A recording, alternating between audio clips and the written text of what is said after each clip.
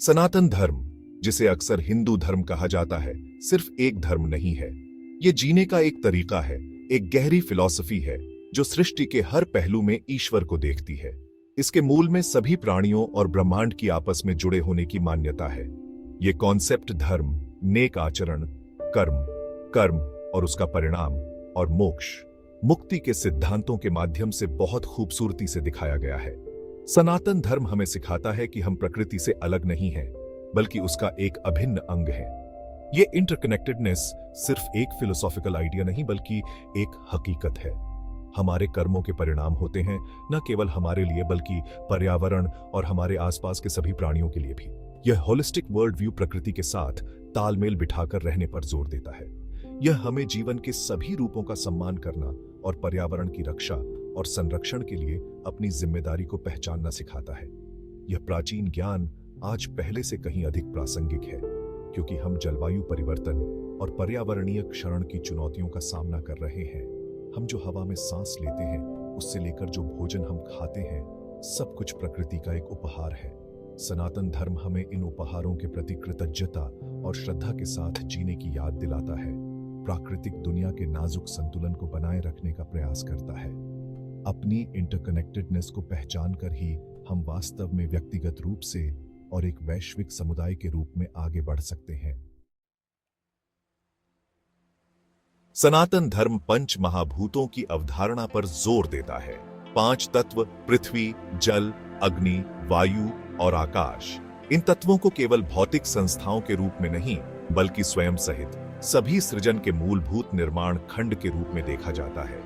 पृथ्वी पदार्थ की ठोस अवस्था का प्रतिनिधित्व करती है, जो हमें ग्राउंडिंग और जीविका प्रदान करती है। जल तरल अवस्था का प्रतीक है, जीवन के लिए आवश्यक है, पोषण और शुद्धिकरण करता है।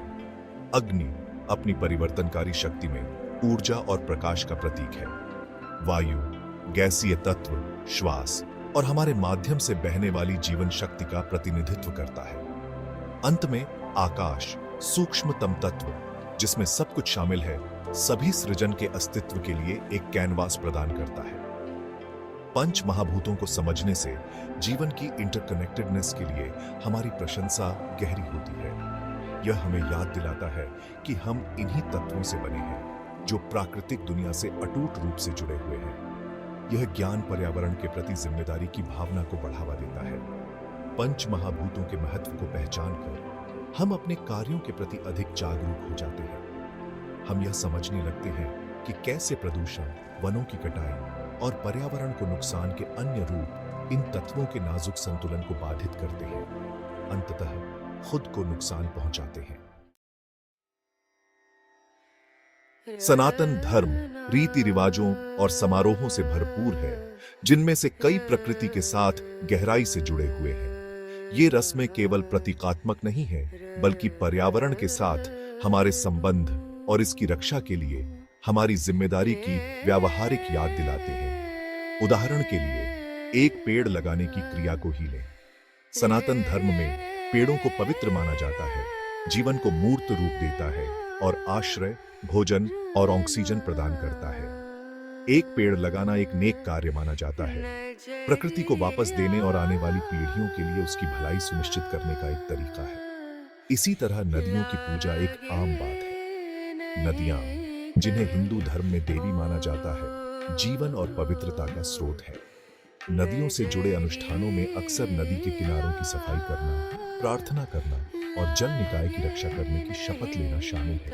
ये प्रथाएं प्रकृति के साथ तालमेल बिठाकर रहने के महत्व पर प्रकाश डालती हैं। वे प्राकृतिक दुनिया के प्रति सम्मान और श्रद्धा की भावना पैदा करते हैं, हमें पर्यावरण के जिम्मेदार प्रबंधक के रूप में कार्य करने के लिए प्रोत्साहित करते हैं। ऐसे रीति रिवाजों को अपने जीवन में शामिल करके हम प्रकृति की पवित्रता को फिर से खोज सकते हैं और उसके साथ अपने बंधन को मजबूत कर सकते हैं। अहिंसा, जिसका अर्थ है अहिंसा, सनातन धर्म का एक मूलभूत सिद्धांत है। यह सभी जीवित प्राणियों और पर्यावरण के प्रति गहरे सम्मान को शामिल करने के लिए शारीरिक नुकसान से दूर रहने से परे है। यह सिद्धांत आपसी जुड़ाव की भावना को बढ़ावा देता है और दयालु जीवन को प्रोत्साहित करता है। अहिंसा केवल एक निष्क्रिय अवधारणा नहीं है, बल्कि एक सक्रिय अभ्यास है जिसके लिए सचेत प्रयास की आवश्यकता होती है। यह हमें ऐसे विकल्प बनाने के लिए प्रोत्साहित करता है जो खुद को, दूसरों और पर्यावरण को नुकसान को कम करते हैं। इसमें पौधे आधारित भोजन को अपनाना, हमारे उपभोग के तरीकों को कम करना और ऐसे तरीके से रहना शामिल है जो हमारे इकोलॉजिकल फुटप्रिंट को कम करता है।